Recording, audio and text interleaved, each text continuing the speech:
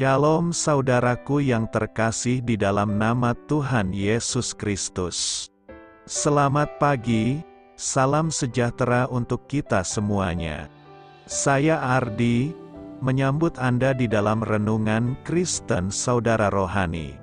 Selamat datang kembali di dalam renungan dan siraman rohani pagi hari ini. Harapan kami, semoga saudara yang terkasih dalam keadaan sehat selalu. Kiranya damai dan sukacita Roh Kudus melimpah dan tercurah di dalam hati dan pikiran saudara saat ini. Sebelum kita mulai renungan kita pada pagi ini, marilah kita bersama-sama berdoa. Selamat pagi Allah Bapa di surga, Allah yang Maha Pengasih dan Maha Baik. Terima kasih untuk penjagaan-Mu semalaman sehingga kami bisa tidur dengan nyenyak. Terima kasih untuk pagi yang indah yang Tuhan sediakan untuk kami. Tuhan, kami mau berdoa untuk sahabat, keluarga, dan rekan kami yang sedang sakit. Kiranya Tuhan berkenan untuk menjamah, Tuhan berkenan untuk menyembuhkan segala penyakit yang ada di dalam dirinya. Bagi sahabat pendengar kami yang sedang sakit, berkati juga obat yang dikonsumsi, dokter, perawat, serta keluarga yang mendampingi, biar mereka bisa menjalankan perannya dengan baik dan saudara kami bisa sembuh dan beraktivitas seperti sedia kala. Tuhan, pada hari ini, kami anak-anak-Mu akan melakukan berbagai aktivitas. Kami akan bekerja dan menjalankan tanggung jawab kami, kiranya Kau yang mampukan. Kami serahkan seluruh rencana dan agenda hari ini ke dalam tangan Tuhan. Biar Tuhan yang berkarya dan biarkan semua rencana sesuai dengan kehendak-Mu ya Tuhan Yesus yang baik. Ampuni dosa dan kesalahan kami Tuhan. Jadikan kami pribadi yang lebih baik setiap harinya. Terima kasih karena telah membolehkanku untuk kembali menghirup udara segar di pagi hari ini. Menikmati seluruh anugerah yang telah Engkau berikan kepadaku. Ajar kami menjadi pribadi yang lebih baik. Itu semua karena kebaikan dan curahan kasih yang nyata dari Engkau di kehidupanku. Haleluya! Dalam nama Tuhan Yesus, aku sudah berdoa. Amin. Kepada sahabat pendengar saudara rohani, pembacaan ayat emas Alkitab renungan kita hari ini terambil dari kitab 2 Korintus 5 ayat 1 sampai dengan ayat 10. Karena kami tahu, bahwa jika kemah tempat kediaman kita di bumi ini dibongkar, Allah telah menyediakan suatu tempat kediaman di sorga bagi kita, suatu tempat kediaman yang kekal, yang tidak dibuat oleh tangan manusia. Selama kita di dalam kemah ini, kita mengeluh, karena kita rindu mengenakan tempat kediaman sorgawi di atas tempat kediaman kita yang sekarang ini. Sebab dengan demikian kita berpakaian dan tidak kedapatan telanjang. Sebab selama masih diam di dalam kemah ini, kita mengeluh oleh beratnya tekanan, karena kita mau mengenakan pakaian yang baru itu tanpa menanggalkan yang lama, supaya yang fana itu ditelan oleh hidup.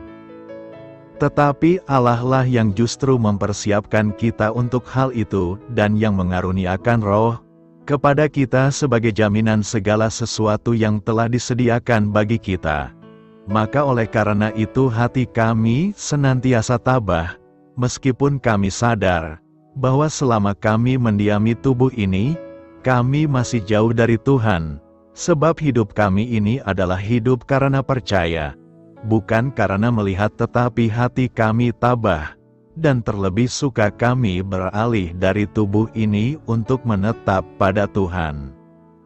Sebab itu juga kami berusaha, baik kami diam di dalam tubuh ini, maupun kami diam di luarnya, supaya kami berkenan kepadanya, sebab kita semua harus menghadap takhta pengadilan Kristus, supaya setiap orang memperoleh apa yang patut diterimanya, sesuai dengan yang dilakukannya dalam hidupnya ini, baik ataupun jahat.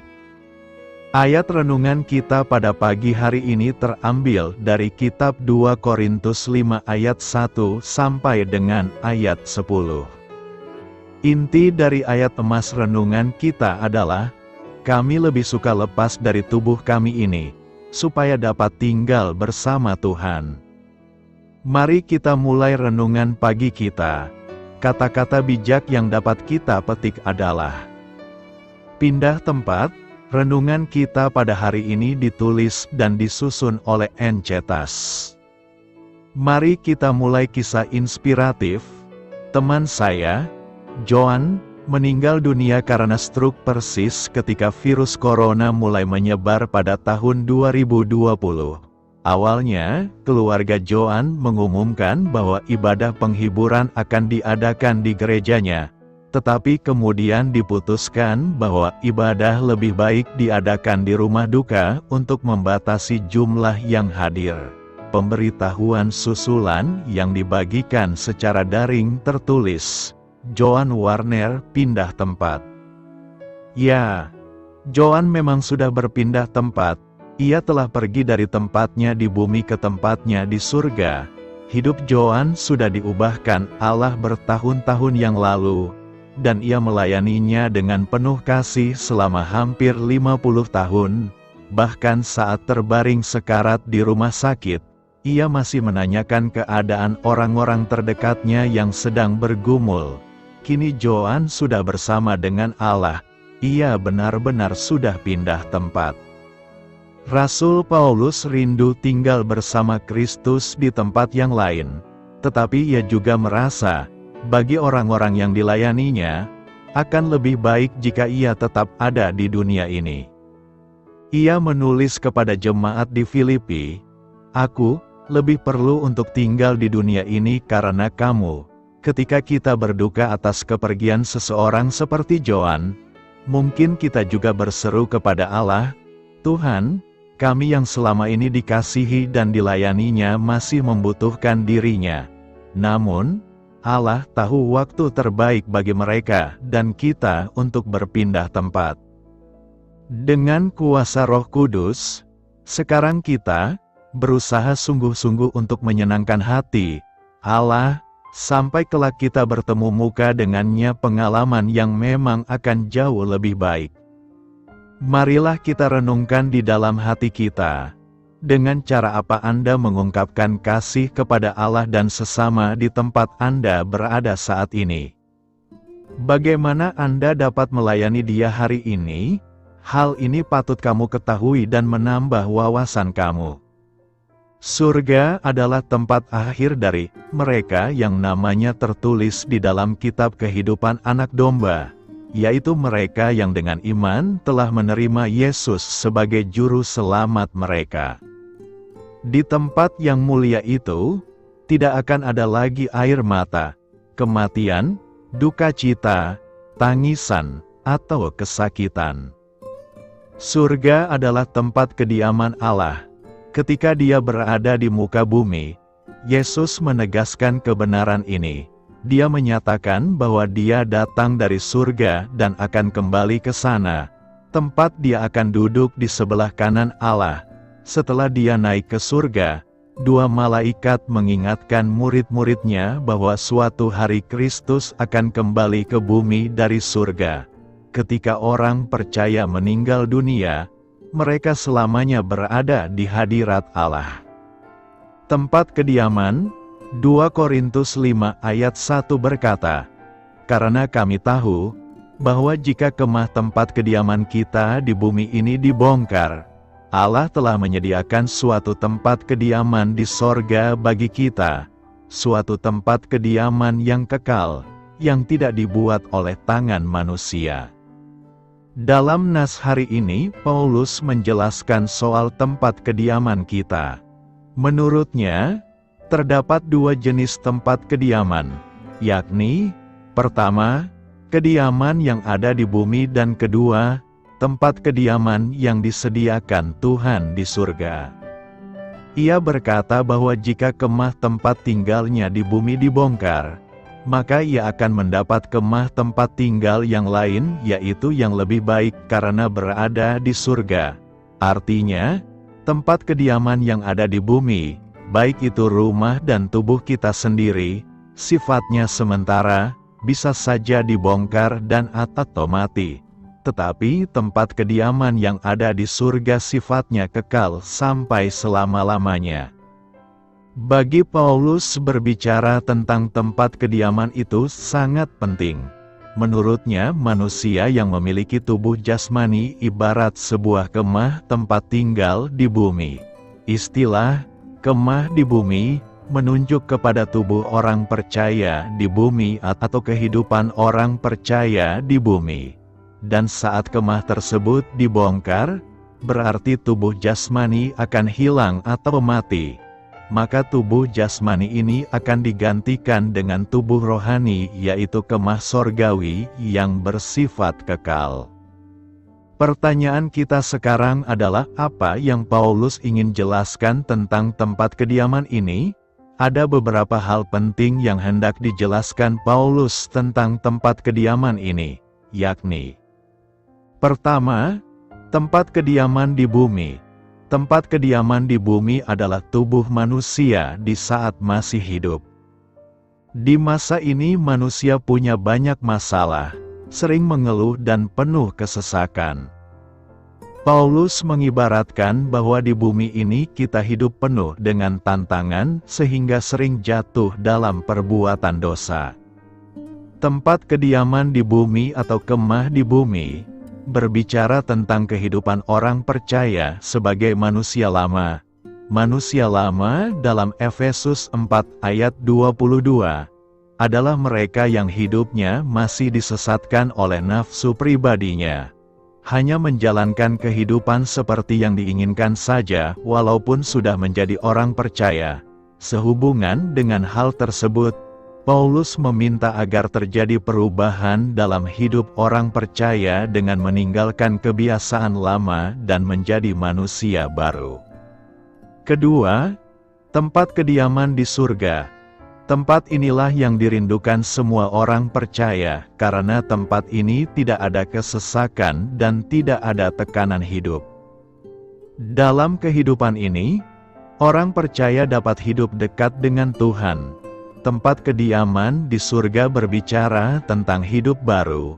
Menurut Paulus, setiap orang percaya harus meninggalkan cara hidup yang lama yang tidak berkenan kepada Tuhan.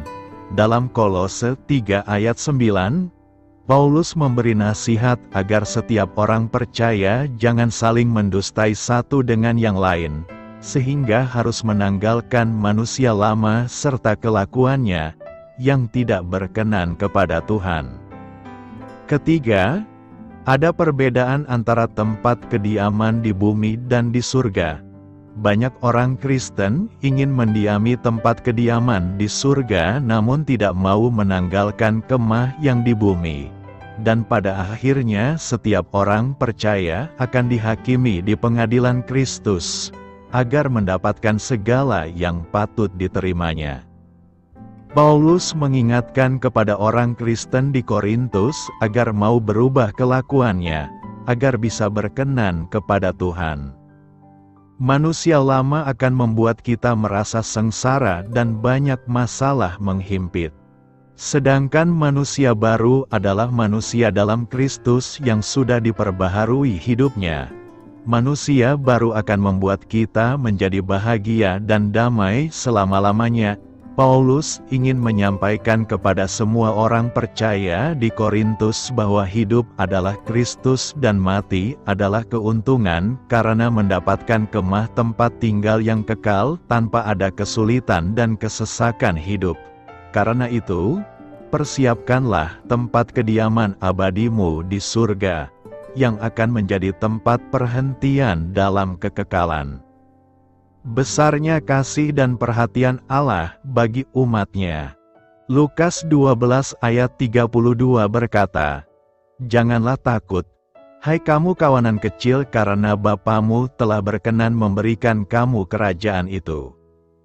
Nas hari ini menyoroti besarnya kasih dan perhatian Allah bagi umat-Nya. Dalam ayat ini, Yesus memberikan penghiburan kepada para pengikut-Nya dengan mengatakan, "Janganlah takut, hai kamu kawanan kecil." Pesan ini relevan bagi kita saat menghadapi ketidakpastian, kekhawatiran, atau tantangan dalam hidup. Terkadang, kita mungkin merasa seperti kawanan kecil di tengah-tengah dunia yang besar dan penuh dengan ketidakpastian. Namun, Yesus mengingatkan kita bahwa kita tidak sendirian. Allah Bapa, Sang Pencipta, yang memiliki kuasa atas segala sesuatu, telah memperhatikan kita dengan penuh kasih. Selanjutnya, Yesus mengungkapkan bahwa Bapa Surgawi telah berkenan memberikan kepada kita kerajaan-Nya. Ini adalah janji yang luar biasa. Allah tidak hanya menawarkan perlindungan dan kehadiran-Nya, tetapi Dia juga memberikan kepada kita bagian dalam kerajaan-Nya yang abadi. Dengan mengingat janji ini, kita dapat hidup dengan keyakinan dan ketenangan. Kita tidak perlu takut akan masa depan atau menghadapi tantangan sendirian, karena kita memiliki Bapa Surgawi yang memperhatikan kita dan memberikan segala yang kita perlukan. Ini mengajarkan kita untuk melepaskan kekhawatiran dan bergantung sepenuhnya pada Allah, yang memiliki rencana yang indah bagi hidup kita. Sebagai umat Kristen, mari kita hidup dalam kesadaran akan kasih dan perhatian Allah yang tak terbatas, dan percaya bahwa di tangan-Nya, kita aman dan diberkati dengan kehadiran-Nya dan janji-Nya yang tak tergoyahkan. Apa yang dapat direnungkan dari nas hari ini? Dari nas hari ini dapat direnungkan beberapa hal yang mendalam. Pertama, kekuatan dalam ketidakpastian. Ketika Yesus mengatakan, "Janganlah takut," Dia mengingatkan kita bahwa ketidakpastian dan kekhawatiran adalah bagian dari kehidupan. Tetapi kita tidak perlu terjebak olehnya. Kekuatan kita bukan berasal dari keadaan atau kendali kita sendiri, tetapi dari hubungan kita dengan Allah Bapa yang penuh kasih. Kedua, identitas kita dalam Kristus. Yesus menyebut kita sebagai kawanan kecil. Ini mengingatkan kita akan kerapuhan kita sebagai manusia, tetapi juga mengarahkan kita pada pemahaman bahwa kita adalah milik Yesus Kristus. Sebagai pengikut-Nya, kita memiliki identitas yang diberikan oleh Kristus, yang memberikan arti dan tujuan yang mendalam bagi hidup kita. Ketiga, kasih Allah yang mencakup semua. Yesus menekankan bahwa Bapa Surgawi telah berkenan memberikan kerajaan-Nya kepada kita. Ini menunjukkan bahwa pemberian kerajaan-Nya bukanlah hasil dari usaha atau prestasi kita, tetapi kasih karunia Allah yang melimpah. Ini adalah anugerah yang luar biasa dan mengajak kita untuk hidup dalam syukur dan pengabdian kepada-Nya. Keempat, keutamaan kerajaan Allah. Dalam konteks ayat ini, Yesus mengajarkan bahwa kerajaan Allah adalah hal yang paling berharga dan utama dalam hidup kita. Memprioritaskan kerajaan-Nya berarti mengutamakan hubungan kita dengan Allah, serta mengikuti kehendak-Nya dalam segala hal. Ini mengajarkan kita untuk melepaskan kepentingan duniawi dan mencari terlebih dahulu kerajaan Allah.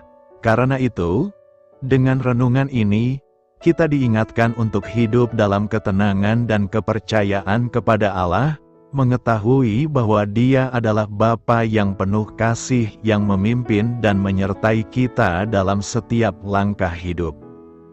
Apakah artinya bahwa seorang Kristen adalah ciptaan baru? Ciptaan baru ini diulas di dalam 2 Korintus 5 ayat 17 berkata, "Jadi siapa yang ada di dalam Kristus, ia adalah ciptaan baru, yang lama sudah berlalu, sesungguhnya yang baru sudah datang."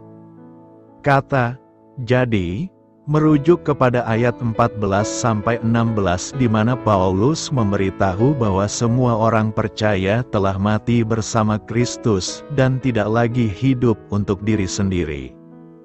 Kehidupan kita sudah tidak lagi bersifat duniawi. Hidup kita sekarang bersifat rohani. Kematian kita adalah kematian hodrat berdosa kita yang telah disalib bersama Kristus.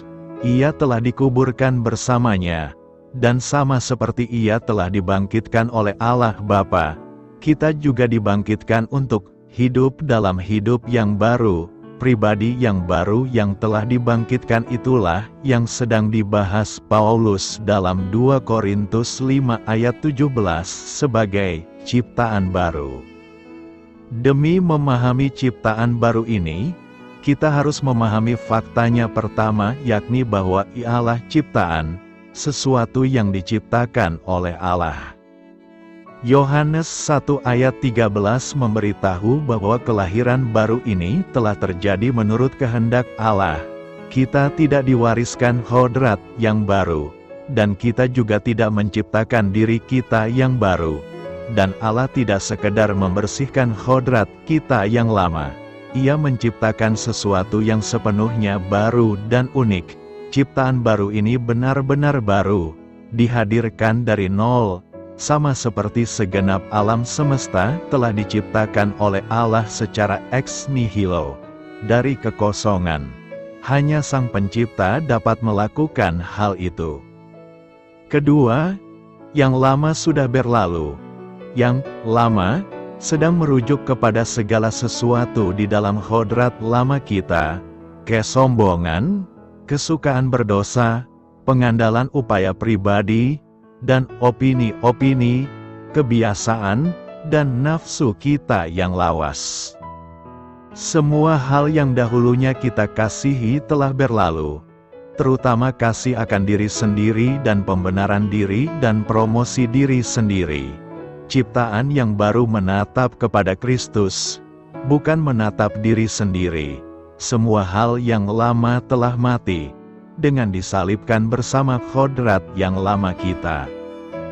Dengan berlalunya yang lama, yang baru sudah datang. Hal-hal yang usang dan mati telah digantikan dengan hal-hal baru, yang penuh dengan kehidupan dan kemuliaan Allah. Jiwa yang baru lahir ini berkenan terhadap hal-hal ilahi dan membenci hal-hal duniawi serta berbau kedagingan. Tujuan, perasaan, keinginan, dan pengertian kita baru dan sangat berbeda. Kita melihat dunia melalui sudut pandang baru. Alkitab seakan-akan belum pernah kita baca, dan walaupun mungkin pernah kita baca, ada keindahan di dalamnya yang belum kita sadari sebelumnya, dan yang membuat kita heran mengapa kita tidak menyadarinya selama ini. Sepertinya alam di sekeliling kita telah berubah, dan kita seakan-akan hidup di dunia yang baru. Langit dan bumi penuh dengan hal-hal baru, dan semua hal sepertinya memuliakan Allah. Ada perasaan baru terhadap sesama manusia kita, kasih bagi keluarga dan kerabat kita, belas kasih yang belum pernah kita rasakan terhadap para musuh kita, dan kasih bagi semua umat manusia. Dosa yang dahulunya kita pertahankan, sekarang ingin kita buang selamanya. Kita telah menanggalkan manusia lama serta kelakuannya, dan telah mengenakan manusia baru, yang telah diciptakan menurut kehendak Allah di dalam kebenaran dan kekudusan yang sesungguhnya. Lantas bagaimana dengan orang Kristen yang masih terus berdosa? Ada perbedaan antara berdosa dan terus hidup dalam dosa. Tidak seorang pun yang dapat mencapai kesempurnaan tanpa dosa dalam kehidupan ini. Namun orang Kristen sejati sedang dikuduskan setiap hari, di mana dosanya semakin sedikit dan semakin ia benci ketika ia gagal. Benar, kita masih berdosa, namun secara tidak disengaja dan semakin jarang beriringinan dengan bertambahnya dewasa rohani kita. Diri kita yang baru membenci dosa yang masih menempel. Perbedaannya ialah bahwa ciptaan baru sudah bukan budak bagi dosa, sebagaimana adanya dahulu.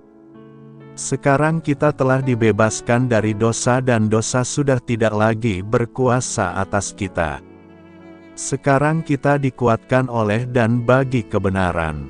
Sekarang kita mempunyai pilihan untuk membiarkan dosa berkuasa atau menganggap diri kita mati bagi dosa, tetapi kamu hidup bagi Allah dalam Kristus Yesus. Puji Tuhan, kita sekarang mempunyai kekuatan untuk memilih alternatif kedua. Ciptaan baru adalah hal yang luar biasa, yang dirancangkan dalam pikiran Allah dan diciptakan oleh kuasa-Nya dan bagi kemuliaan-Nya. Diperdamaikan dengan Allah, 2 Korintus 5 ayat 18 berkata, "Dan semuanya ini dari Allah, yang dengan perantaraan Kristus telah mendamaikan kita dengan diri-Nya dan yang telah mempercayakan pelayanan pendamaian itu kepada kami." Diperdamaikan berarti persahabatan atau keharmonisan itu dipulihkan kembali. Ketika teman lama menyelesaikan perbedaan dan memulihkan hubungan mereka, pendamaian pun terwujud. Demikian halnya dengan manusia. Dosa telah merusak hubungan manusia dengan Tuhan Allah. Allah menjadi tak terhampiri dan tak berkenan kepada manusia. Parahnya lagi, manusia tidak akan pernah mampu menyelesaikan dosanya, menyembunyikan perbuatan dosanya, dan membersihkan diri dari dosa. Perbuatan baik tidak akan pernah dapat membenarkan manusia di hadapan Allah. Manusia kehilangan jalannya untuk kembali kepada Allah.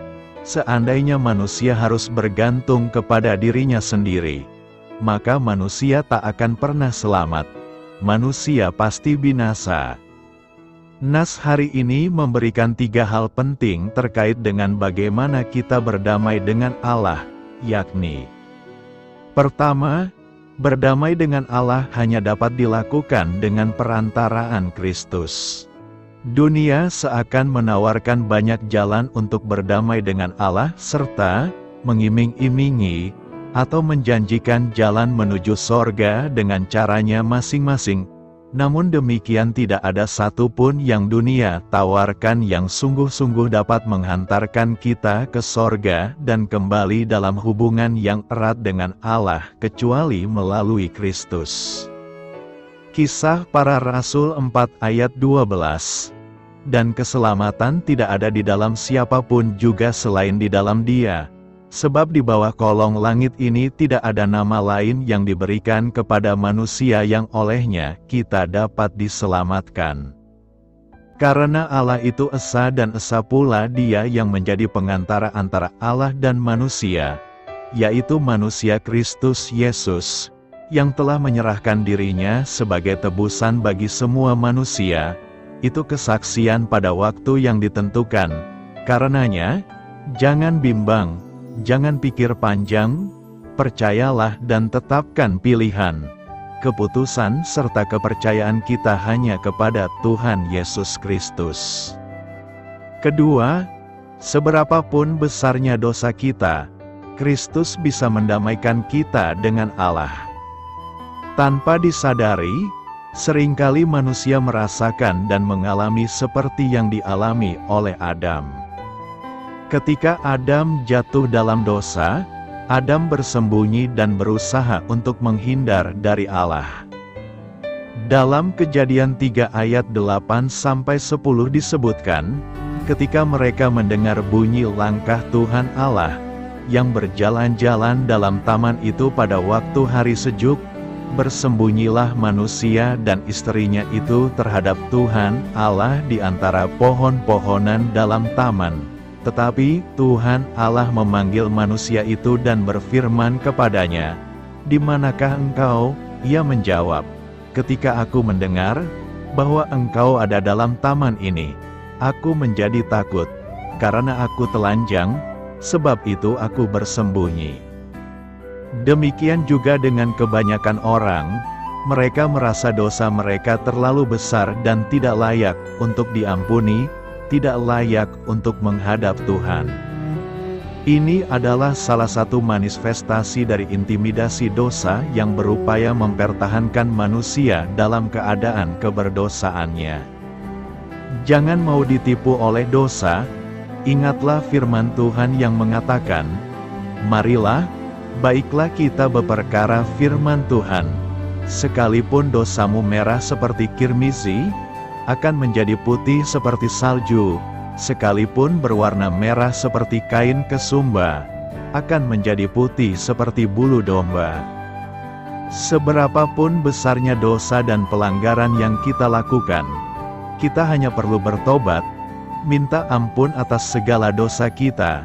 Jika kita mengaku dosa kita, maka Ia adalah setia dan adil, sehingga Ia akan mengampuni segala dosa kita dan menyucikan kita dari segala kejahatan.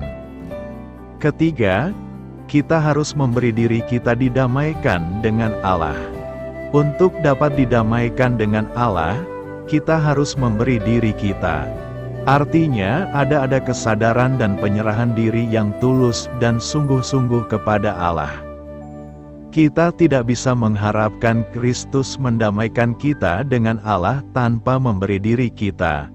Memberi diri berarti merendahkan hati kita, melepaskan segala kesombongan, datang kepada Kristus dengan hancur hati dan pertobatan yang sungguh.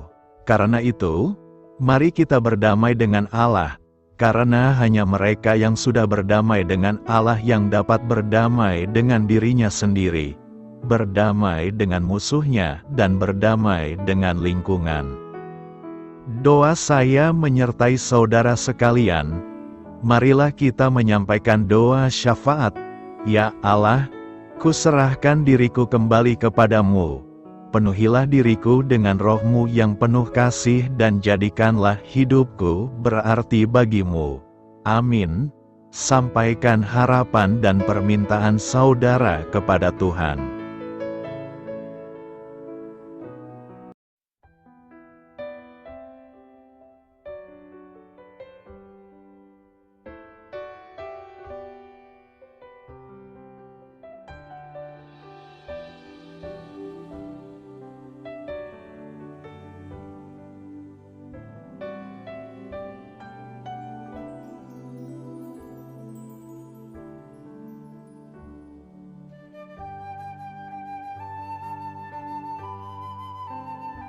Marilah kita renungkan sahabat saudara rohani.